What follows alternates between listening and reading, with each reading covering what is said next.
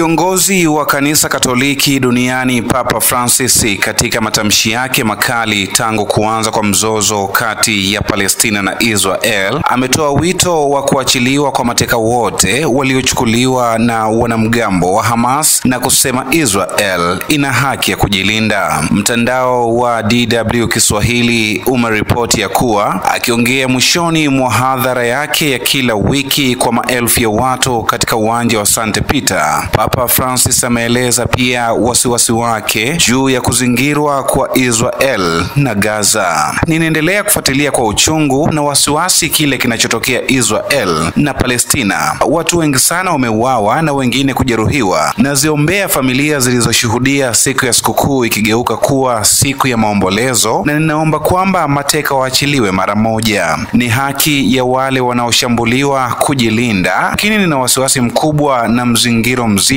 na Wapalestina wanaoishi Gaza, ambako pia kumekuwa na waasiliwa wengi wasio na hatia. Jeshi la Israel limefanya mashambulizi ya ndege usiku kucha katika viunga vya ukanda wa Gaza, huku vita vyake dhidi ya kundi la Hamasi vikiingia siku 5 leo Jumatano, na zaidi ya watu 2200 wameuawa katika vita hivyo kwa pande zote, huku vifo vikihisiwa kuongezeka.